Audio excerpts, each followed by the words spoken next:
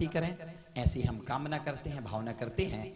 और इसी के साथ पूज्य आरिका श्री के पावन श्री चरणों में सभी भक्तों की ओर से, सभी श्रावक श्राविकाओं की ओर से निवेदन करते हैं, हम सभी को धर्म मार्ग प्रदर्शन करने की कृपा करें, हम सभी को कृतार्थ करें।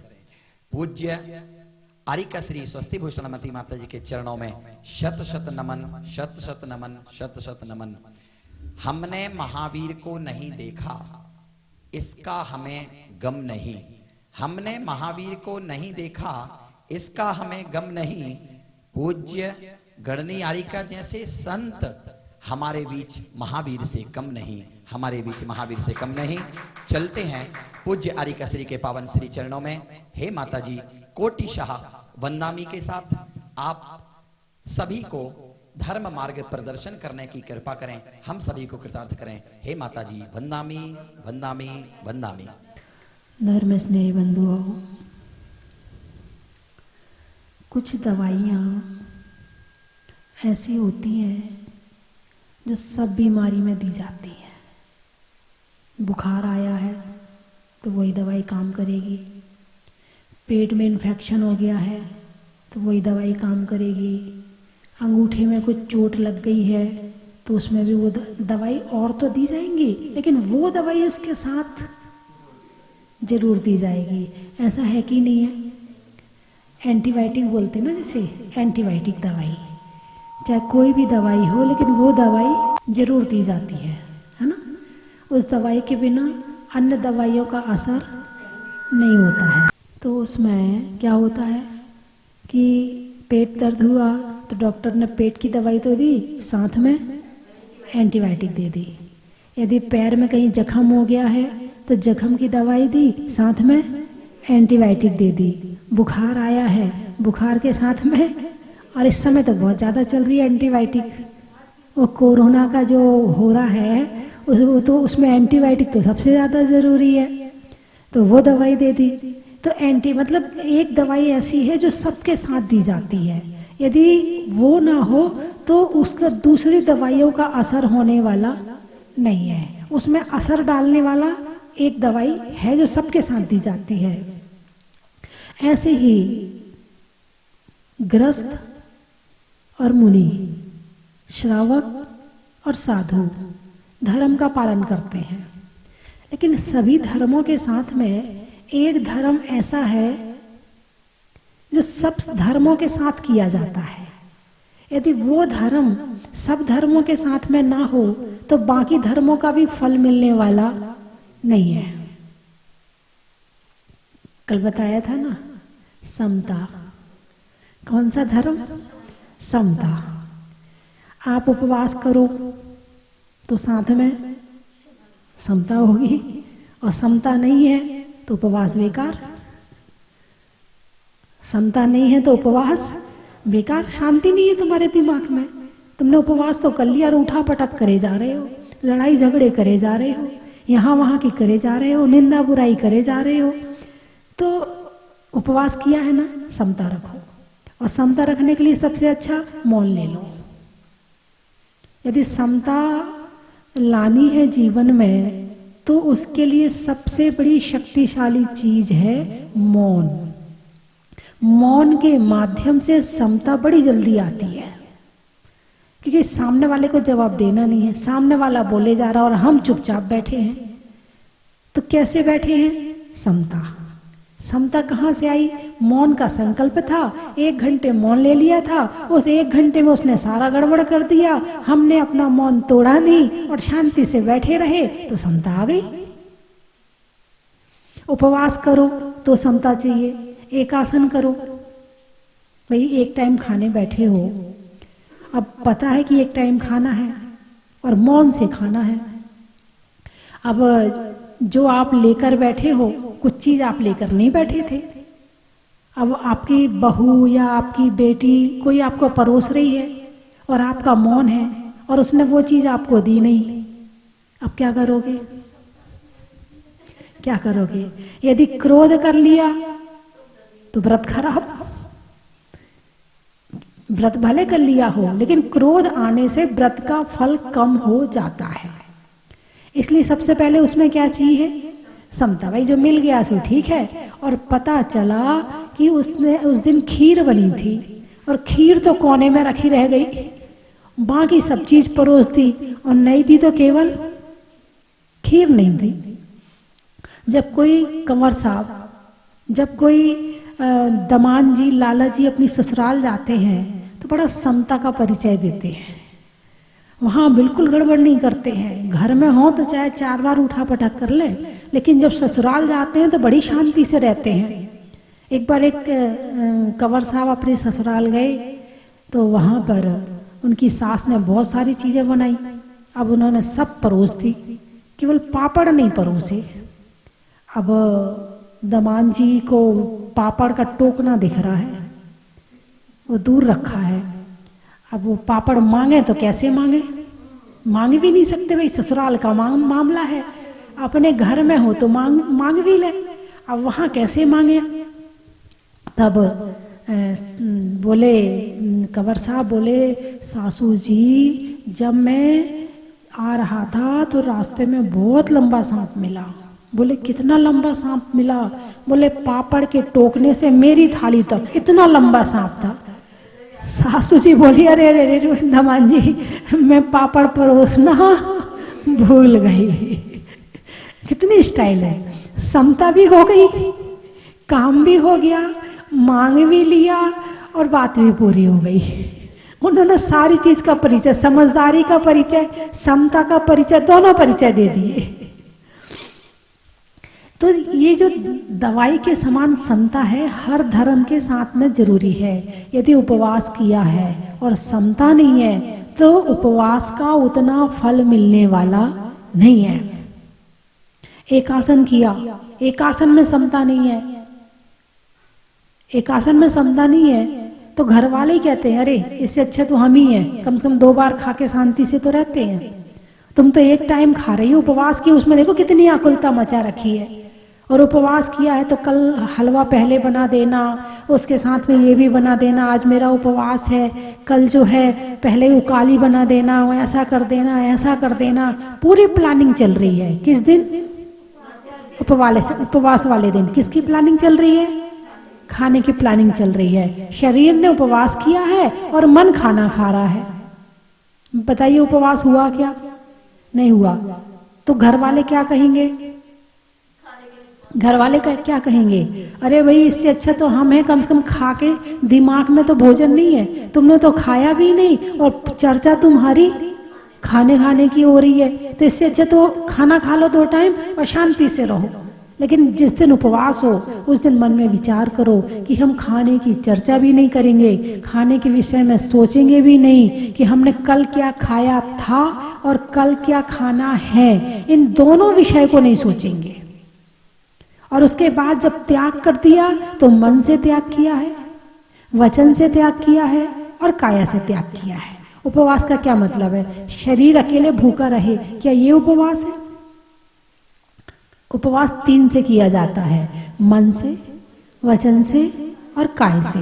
जब तक तीनों उपवास नहीं करते हैं तब तक उपवास की पूर्णता नहीं होती है। तो इसीलिए उपवास, अनशन, जो 12 तप हैं, 12 तप का पालन क्यों कराया? 12 तप में पहला तप उपवास है। सबसे पहले तो तुम्हारे भूख को कंट्रोल किया है, सबसे तुम्हारे खाने को कंट्रोल किया सबसे पहले। यदि खाना कंट्रोल में है तो बाकी धर्म तुम्हारे साथ बड़ी जल्दी आ जाएंगे, और यदि खाना कंट्रोल में नहीं है तो बाकी धर्म आने में बहुत टाइम लगेगा। इसलिए उपवास से शुरुआत करिए तपस्या की। तपसा निर्जराचा, तपस्या करने से कर्मों की निर्जरा होती है। और कब होती है? जैसे मैंने बताया कि हर दवाई के साथ में एंटीबायोटिक दी जाती है, ऐसे अनशन के साथ समता, उनोदर्श के साथ समता, रस परित्याग के साथ समता, व्रत संख्यान के साथ समता, काय क्लेश के साथ समता। और ये जो 6 बाह्य परिचय हैं, बाह्य तप हैं, इनका पालन तो गारंटी से समता प्राप्ति के लिए होता है। यदि आपने उपवास किया और दिन भर शांत भाव से रहे, समझ में आपके अंदर क्या आई? समता। उपवास क्यों किया था? समता के लिए। कहीं तुम्हें आकुलता व्याकुलता तो नहीं है? कहीं गुस्सा करने के बाद तुम्हें उपवास करने के बाद गुस्सा तो नहीं आ रहा है? कहीं उपवास करने के बाद में तुमने मन में बुरे विचार तो नहीं लाए हो? यदि इन सब बातों में समता है तो समता प्राप्ति के लिए उपवास किया था। किसके लिए किया था? समता की प्राप्ति के लिए उपवास किया था। उपवास के लिए नहीं किया था। क्या भाई, कोई काम करते हैं तो कुछ चीज मिलनी चाहिए। आपने दही बिलोया, किस लिए बिलोया? मक्खन के लिए। और यदि उसमें मक्खन ना निकले, बेकार है। मतलब दही बिलोते हैं तो दही के लिए नहीं बिलोते हैं। दही बिलोते हैं तो दही के लिए नहीं बिलोते हैं। किस लिए बिलोते हैं? मक्खन के लिए। ऐसे उपवास किया तो क्यों किया? समता के लिए। बाई चांस आप कभी बाहर गए, आपको कहीं भोजन नहीं मिला, कभी आपको विधान में बैठे हैं, देर हो गई, कभी आप प्रवचन में बैठे हैं, आहार का टाइम, भोजन का टाइम हो गया और आपके उपवास करने का अभ्यास है तो आप शांति से बैठे रहोगे। और उपवास करने का, भूखे रहने का अभ्यास नहीं है तो वहां आकुलता हो जाएगी। तो बाकी जगह में किसी काम में आकुलता ना हो, उसके लिए उपवास का अभ्यास कराया। और उपवास का अभ्यास इसलिए कराया ताकि तुम्हारे मन में बाकी जगह समता रहे, तुम्हें क्रोध ना आए। दूसरे तप का नाम है ऊनोदर, भूख से कम खाना। भूख तो लगी है 4 रोटी की और 3 रोटी खा के उठ गए, भाई आज कम खाएंगे, आज हमारा ऊनोदर तप है। ऊन उदर, ऊन उदर, ऊन यानी कम, कुछ कम, ज्यादा कम नहीं, कुछ कम। 19, 20 में थोड़ा सा कम, 29, 30 में थोड़ा सा कम, 39, 40 में थोड़ा सा कम, 49, 50 में थोड़ा सा कम। ऊनोदर, उदर यानी पेट, उदर यानी पेट, और ऊन कम, जितनी भूख लगी है पेट में उससे कम खाना, ऊनोदर तप है। इसमें भी समता रखने की जरूरत है। यदि आपने भूख से कम खाया और बड़ी अपनी इच्छा से खाया, किसी के कहने से नहीं खाया, और आपको मन शांत रहा, तो समझना आपकी तपस्या सफल हो गई। भाई ये अभ्यास क्यों करवाया? जब साधु बनते हैं तो अंतराय आता है। क्या होता है? अंतराय आ जाता है, बीच में छोड़ना पड़ता है भोजन। तो आप सहन कर पाओगे कि नहीं कर पाओगे? वो अंतराय करने के बाद में आपके मन में कहीं आकुलता व्याकुलता तो नहीं होगी? कहीं आपको सामने वाले पे जिसके हाथ से अंतराय आया उस पर गुस्सा तो नहीं आएगा कि तूने मेरा अंतराय करवा दिया, देख के नहीं दे सकता था, इतना बड़ा बाल नहीं दिखता है तेरे को? गुस्सा ना आ जाए आपको। तो आपने ये अभ्यास किससे किया? ऊनोदर तप करने से। किससे किया? ऊनोदर तप करने से। ऐसे ही मान लो ध्यान में बैठे हैं, अब ध्यान में बैठे और उपवास का अभ्यास नहीं है, तो जैसे ही भूख का टाइम होगा जाना पड़ेगा। और उपवास का अभ्यास है, चलो आज तो उपवास है, और ध्यान खोलना ही नहीं है, ध्यान में बैठे, सुबह से बैठे तो शाम तक बैठे रहे, ध्यान करने में बाधा नहीं आई। क्यों? उपवास के अभ्यास के द्वारा। और नहीं तो आकुलता हो जाएगी, समता खत्म हो जाएगी, आहार करने के लिए जाना पड़ेगा। ऐसे ही रस परित्याग करवाते हैं, भाई एक दिन घी छोड़ो, एक दिन मीठा छोड़ो, एक दिन दूध छोड़ो, एक दिन नमक छोड़ो, ऐसे एक एक दिन छोड़ करके भोजन करो। इससे क्या होता है? भाई नमक छोड़ दिया तो एक दिन नमक छोड़ने से हुआ क्या? क्यों छोड़ा नमक? ये नमक जैसी सस्ती सी चीज, कोई बड़ी महंगी चीज नहीं है। चलो भाई आप कहो कि आपको बादाम छुड़वाइए तो चलो महंगी चीज है, काजू छुड़वाया तो महंगी चीज है, वो सस्ता सा नमक छुड़वाया, भाई क्यों छुड़वाया? रस परित्याग क्यों करवाया? आप बिना नमक का खा सकते हो कि नहीं खा सकते हो?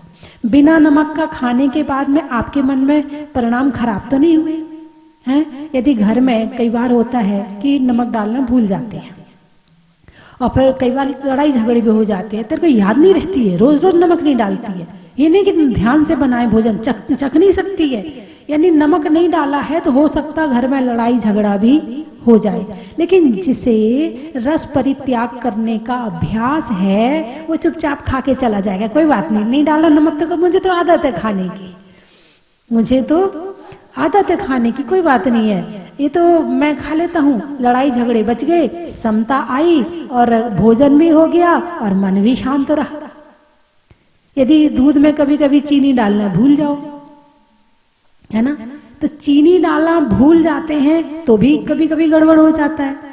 होता है कि नहीं होता? घरों में अक्सर छोटी छोटी बातों में एक दूसरे पे तने रहते हैं कि एक ने एक कहा तो दूसरा दूसरा कहेगा। दोनों मौका ढूंढते हैं कि उसको कब नीचा दिखाएं और उसको कब नीचा दिखाएं।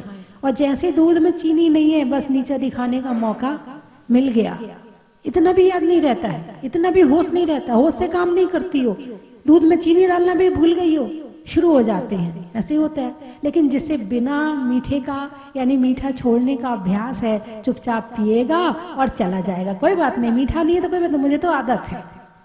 तो चीनी छोड़ने के लिए चीनी नहीं छुड़वाई है, समता प्राप्ति के लिए चीनी छुड़वाई है। जैसे दही बोलो या तो मक्खन के लिए, ऐसे ही त्याग किया, रस परित्याग किया तो किसके लिए? समता के लिए है। इसी तरह मुनिराज जब आहार को निकलते हैं तो विधि लेते हैं, है ना, लेते हैं ना, तो व्रत परिसंख्यान तप होता है उनका। व्रत परिसंख्यान तप के माध्यम से अपने आप की परीक्षा लेने के लिए, आज मेरा नियम है कि मुझे 3 कलश मिलेंगे, 3 कलश 2 जने या 4 जने लेकर खड़े रहेंगे तो फिर मैं आहार लूंगा, मैं पढ़ूंगा, नहीं तो मैं आहार नहीं लूंगा। 1 चौके में गए, 2 में गए, 3 में गए, 4 में गए, विधि नहीं मिली, आके शांति से बैठ गए। निकले क्यों थे? आहार करने के लिए। खुद की परीक्षा ली कि नहीं ली? यदि मिल गया तो ठीक है, और नहीं मिला तो शांति से बैठे। श्रावक पे गुस्सा नहीं करते। तुम्हें इतना नहीं पता है कि कम से कम 3 कलश 3 जने ले लेते? हमारी विधि तो बड़ी सरल सी तो है। अब सरल सी विधि हो या कठिन सी हो, पता तो चलना चाहिए, दिमाग में तो आना चाहिए। तो बिल्कुल शांति से जाके बैठ गए और अपने ज्ञान ध्यान स्वाध्याय में लग गए हैं। अब दिमाग में कोई आकुलता नहीं है, और यदि दिमाग में आकुलता हो तो स्वाध्याय में भी मन लगने वाला नहीं है। स्वाध्याय में मन कब लगेगा? जब मन में समता होगी। अंतराय हो गया, मन में समता है तो स्वाध्याय हो जाएगा, और अंतराय हो गया, मन में समता नहीं है तो स्वाध्याय नहीं होगा। स्वाध्याय करने के लिए शांति चाहिए, समता चाहिए, तभी मन स्वाध्याय में लग पाएगा। ऐसी काय क्लेश तप है। काय क्लेश जानते हो ना? काय क्लेश, काया को कष्ट देना, काया को। अब मुनिराज ने समस्त वस्त्रों का त्याग कर दिया है, अब उन्हें ठंड लग रही कि नहीं लग रही? अरे बोलिए ना। जब आप रात को रजाई ओढ़ते हो तब याद आती कि नहीं आती? ओहो, इतनी ठंड में हमारे मुनिराज कैसे रहते होंगे, कैसे सहन करते होंगे, हैं? अब उनके अंदर में वो कौन सी शक्ति है जिसके कारण वो सहन कर लेते हैं? समता। कौन सी? तुम्हें यदि एक मान लो अभी 2-3 दिन 4 दिन 8 दिन धूप ना निकले और तुमने सारे कपड़े धो के डाल दिए और तुम्हारे पास में अब कपड़े गर्म वाले हैं नहीं है पहनने के लिए, कितना गुस्सा आएगा। अब गुस्सा करने के लिए कौन बचा? मौसम तो मौसम है, किस पे गुस्सा करोगे? मौसम पे गुस्सा कर लेते हो। तुम्हें कोई ना मिले, हे भगवान इतनी ठंड हो रही है, इतनी बारिश हो रही है, ये नहीं कि थोड़ी धूप निकाल दें। अरे बोलिए ना, कह देते हो नहीं कह देते हो? भगवान क्या क्या मिल रहा है इतनी ठंड करके आपको, इतने हमें परेशान करके क्या मिल रहा है? क्या मुनिराज ऐसा कहते हैं? नहीं कहते हैं। तुम्हारे पास तो सब कुछ है, उसके बाद भी तुम परेशान हो रहे हो। तो ये काय क्लेश नाम का तप क्यों होता है? समता के लिए। देखो ठंड हो रही है, ठंड लग रही है, उसके बाद भी शांति से बैठे कि नहीं बैठे? मन में धर्म के विचार हैं कि नहीं है? स्वाध्याय में मन लग रहा है कि नहीं लग रहा है? गुस्सा तो नहीं आ रहा है कहीं? हाय दीक्षा क्यों ले ली, इतनी ठंड हो रही, पता होता पहले से कि इतनी ठंड सहन करनी पड़ती तो हम तो दीक्षा नहीं लेते। ऐसे विचार मन में उनके नहीं आते हैं। तो कष्ट सहन करके फिर जो स्वाध्याय किया जाता है वो अंदर उतरता है, और जो सुख में प्राप्त किया जाता है वो एक कान से सुन के दूसरे कान से निकाल दिया जाता है। यानी दुख में प्राप्त किया हुआ ज्ञान याद रहता है और सुख में प्राप्त किया हुआ ज्ञान भूल जाते हैं। ऐसा है कि नहीं है? आराम से बैठे, पाँव में मोजे हैं, पजामी है और ऊपर से ये है और ऊपर से शॉल है और अंदर 2 बनियान है और मुंह में बड़ा वाला मास्क लगा है और कान में टोपा पहने हैं और हाथ में वो पहने हैं और गले में मफलर पड़ा है और फिर प्रवचन सुनो, फिर प्रवचन सुनो, फिर वो कितनी देर याद रहता है? और ठंड लग रही है और ठंड लगने के बाद फिर सुनो प्रवचन, कितना सुना जाता है फिर देखना कितना मन लग रहा है। तो दुख में प्राप्त किया हुआ ज्ञान, इसीलिए ये काय क्लेश कहा है। काय क्लेश, दुख में तुम समता रख सकते हो कि नहीं रख सकते हो? यदि तुम दुख में समता रख सकते हो तो तुम पास हो, तुम कहीं चले जाओ, फेल होने वाले नहीं हो। और यदि दुख में समता नहीं है, दुख में शांति नहीं है, दुख में आकुल व्याकुल हो रहे हैं, तो तुम कहीं रहो, तुम्हें शांति मिलने वाली नहीं है। तुम्हारे पास कितना सामान आ जाए, तुम सुखी होने वाले नहीं हो। सुखी होने के लिए कुछ नहीं चाहिए, केवल समता। क्या चाहिए? केवल समता चाहिए। एक युवा मुनिराज के पास गया, महाराज कुछ ज्ञान चाहिए है। एक दिन लौटाया, 2 दिन लौटाया, तीसरे दिन मुनिराज ने कहा जाओ, वो वहाँ सेठ जी रहते हैं, उनसे ज्ञान ले लो। और लड़का मन में सोच रहा है स्वयं तो ज्ञान दे नहीं रहे और सेठ जी के पास ज्ञान लेने भेज रहे, चलो फिर भी गुरु आज्ञा है, मानेंगे, करते हैं। गया, सेठ जी के पास गया, सेठ जी आपके पास में मुनिराज ने ज्ञान लेने भेजा है। अच्छा अच्छा कोई बात नहीं, बैठो। उसको वहाँ बिठा लिया। इतने में उनका मैनेजर आया, खिलखिलाते हंसते, अरे सेठ जी हमें तो बड़ा फ़ायदा हो गया है, हमारा जो जहाज आ रहा है सामान से भरा हुआ, उसके यहाँ रेट तो दुगने हो गए हैं, अब हमें प्रॉफिट डबल हो जाएगा। सेठ जी ने कहा कोई बात नहीं, अपना काम करो। थोड़ी देर बाद वो रोते हुए आया, अरे सेठ जी जो हमारा जहाज आ रहा था वो तो डूब गया, अब हमें फ़ायदा तो छोड़ो, उससे दुगना चौगना 10 गुना नुकसान हो गया, घाटा हो गया है। तो सेठ जी अब तो हम क्या होगा हमारा? सेठ जी बोले कोई बात नहीं, अपना काम करो। कुछ आपने सीखा सेठ जी से? कुछ सीखा आपने सेठ जी से? हैं? सेठ जी गृहस्थी है, घर में रह रहे हैं, माल आ रहा है तो भी समता, जा रहा है तो भी समता, तुम्हें ज्ञान चाहिए तो भी समता, नहीं चाहिए तो भी समता। ऐसे व्यक्ति को कोई दुखी करके बताए, उसकी जगह तुम होते तो क्या होता? अरे बोलिए ना, उसकी जगह तुम होते तो क्या होता? ऊपर नीचे हो जाते, धाड़ मार मार के रोते, हाय हमारा तो जहाज जितना घर में रखा है ना उसका सुख खत्म हो गया होता, और जितना डूब गया है उसके दुख में रो रहे होते। लेकिन सेठ जी जो है उसमें भी समता, और जो नहीं है उसमें भी समता, जो डूब गया उसमें भी समता, और जो मिल रहा है उसमें भी समता। जो है वो भी मेरे साथ नहीं जाना, जो आ रहा था वो भी मेरे साथ नहीं जाएगा, जो डूब गया वो भी मेरे साथ नहीं जाएगा। कुछ समझ में आया कि नहीं आया? जाएगा मेरे साथ कुछ भी नहीं। लेकिन ये आकुलता व्याकुलता के द्वारा जो परिणाम खराब होते हैं, जो कर्म बंध होता है, वो हमारे साथ जाता है। जिस वस्तु के कारण आकुलता व्याकुलता करी वो वस्तु हमारे साथ जाने वाली नहीं है। जो जहाज आ रहा था, जो सामान आ रहा था, क्या वो हमारे साथ जाएगा? वो सेठ जी के साथ जाता क्या? इस बात का ज्ञान सेठ जी को था, इस बात का ज्ञान सेठ जी को था कि ये जहाज ना मेरे साथ में आया था और ना मेरे साथ में जाएगा। ये तो जीवन यापन करने के लिए ये थोड़ा बहुत व्यापार कर लेते हैं, जब तक घर में रह रहे हैं तो ये काम भी जरूरी है, इसीलिए कर रहे हैं। तो सेठ जी बड़ी शांति में रहते थे।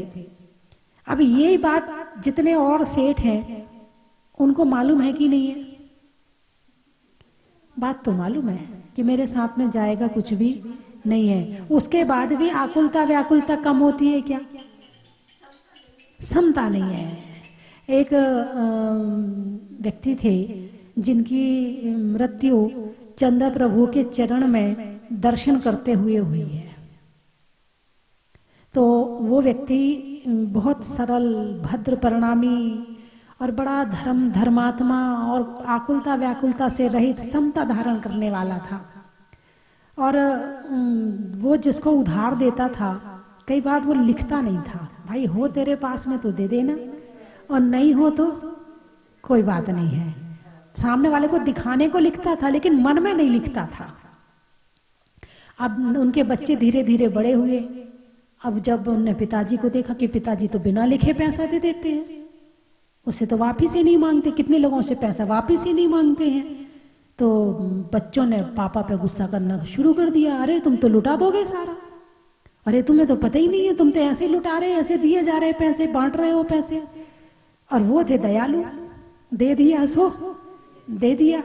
अब जब उम्र हुई तो बच्चों ने काम संभाल लिया, पिताजी रेस्ट।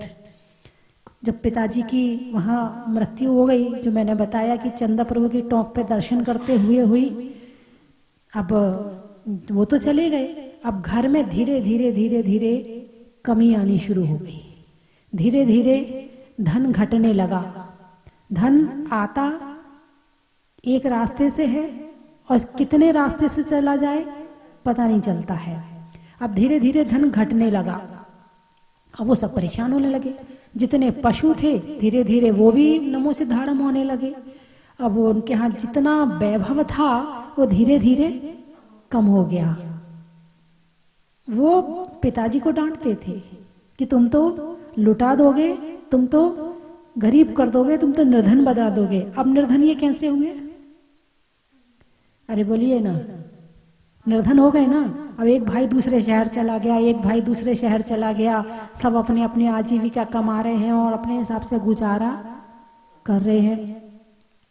जिसका पुण्य था उसके साथ चला गया, और जब जितना था उसमें वो अपना, और जितना दो उतना आता है। कुएं में से जितना पानी निकालो उतना अंदर से और आता। प्रणाम सरल रखो, भाव शांत रखो, प्रणामों में आकुलता व्याकुलता ना हो, छल कपट मायाचारी ना हो, ज्यादा क्रोध मान माया लोभ ना हो। तो प्रणाम जब शांत रहते हैं तो समता रहती है, और जहां समता है वहां पुण्य है, और जहां पुण्य है वहां लक्ष्मी है। जहां पुण्य है वहां, धन्य कुमार की भी यही कथा आती है कि धन्य कुमार तो बैठे बैठे खाता था और बाकी भाई कमाते थे, वो बड़ी शांति से रहता था। बाकी भाइयों ने कहा कि ये तो देखो कमाता तो है नहीं है और बैठे बैठे खाता, कहीं पूजा करता दिन भर, कहीं पाठ करता, कहीं संतों के पास जाता, अपना दिन निकाल देता है, और हम लोग कमाते रहते हैं। तो पिताजी से कहलवा के उसको घर से निकलवा दिया, और जब उसको घर से निकलवा दिया फिर क्या हुआ? घर में गरीबी आ गई। घर में इतनी आ गई कि खाने के लाले पड़ गए। तो सरलता, सरलता, समता, सहजता, इनको, इन शब्दों को जीना सीखो। जिस दिन इन शब्दों को जीना सीख जाओगे मन अपने आप शांत हो जाएगा, और जब तक मन शांत नहीं है तब तक सुख हो ही नहीं सकता है। कितना धन इकट्ठा कर लो, कितनी संपत्ति इकट्ठी कर लो, धन संपत्ति से सुख मिल रहा होता तो हमारे भगवान के पास में कमी नहीं थी। महलों में रहते थे, स्वर्ग से आभूषण आते थे, स्वर्ग से भोजन आता था, कपड़े स्वर्ग से आते थे, उनके पास क्या कमी थी बताइए? उसके बाद भी उन्होंने छोड़ दिया। यदि सुख होता तो वो क्यों छोड़ते? तो सुख कहाँ है? समता में है। सुख कहाँ है? समता में है। आचार्य विशुद्ध सागर जी कहते हैं, जो है सो है, जो है सो है।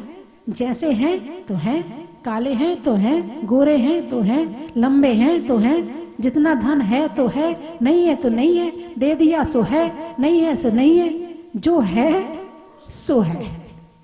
ये छोटे छोटे शब्द जीवन को परिवर्तित करने की ताकत रखते हैं, लेकिन इन शब्दों में को जीना पड़ेगा। तो अभी जो स्टोप दे स्मृति सम्यक धीत मान है, ये लाइन पर चल रहा है। समता शब्द पे व्याख्या चल रही है कि समता पूरे शास्त्र का सार है। क्या कह रहे आचार्य पूज्यपाद स्वामी कि समता पूरे शास्त्र का सार है। आपने खूब तो दही बुलोया, दूध बुलोया, सब कुछ किया और मक्खन नहीं निकाला। आपने खूब पूजा करी, खूब पाठ किए, खूब मंदिर गए, खूब दान दिया, आपने सब कुछ किया, लेकिन समता नहीं आई जीवन में, तो समझना भी अपनी जीवन का मक्खन नहीं निकाला है।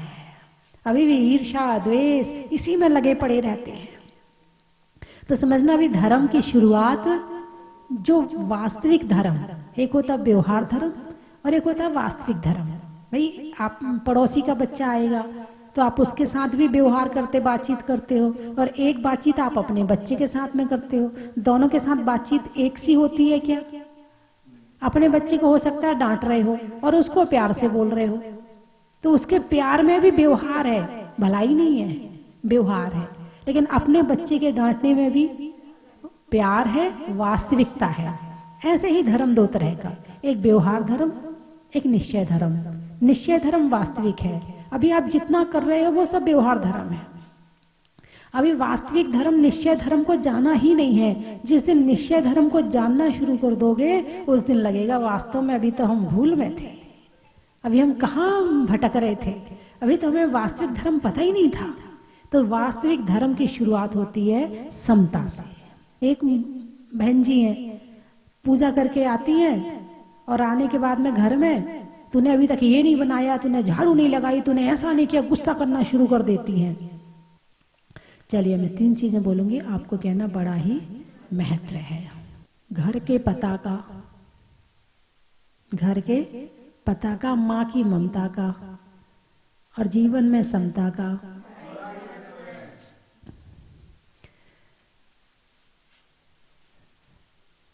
जंगल में घास का, जंगल में घास का और पेड़ों में बांस का और करने में उपवास का,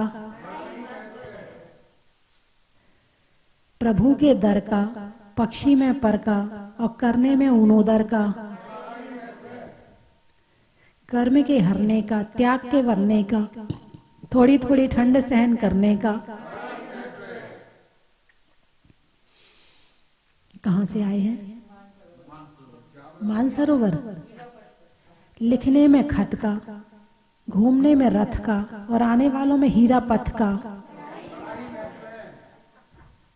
बारात में वर का, पक्षी में पर का और आने वालों में मानसरोवर का। जावरा, भोजन में बरा का, गांव में दरा का और आने वालों में जावरा का। आम की बौर का, नेता के दौर का और आने वालों में इंदौर का। बस पदमपुरा, रहने के लिए धरा का, जीवन में जरा का और आने वालों में पदमपुरा का। चलने में पात का, मित्रों में साथ का, तीर्थंकरों में मुनि सुब्रत नाथ का। हिंदी में मात्रा का, स्कूल में छात्रा का और आज आपकी तीर्थ यात्रा का। बोले 24 भगवान के।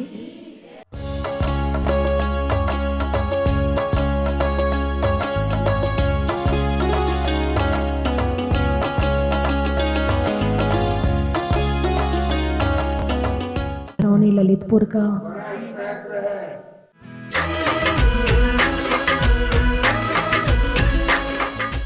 चन की थाल को सजाओ रे आज, रत्नों की थाल को भर लाओ रे आज।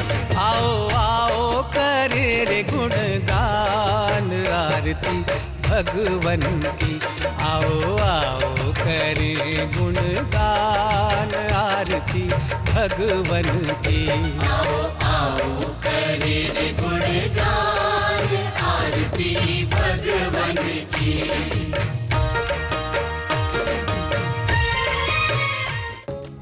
परम विदुषी लेखिका गणिनी आरिका रत्न श्री 105 स्वस्ति भूषण माता जी जिन्होंने मात्र 20 वर्ष में 100 से भी अधिक किताबें लिखकर जैन समाज को अनूठा योगदान दिया है।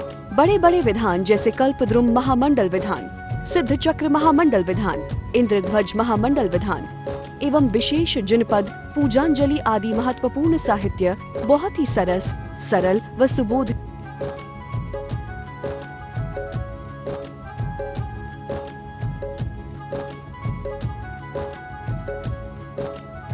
करने हेतु आज ही संपर्क करें। संपर्क सूत्र 7906062500 98683456768।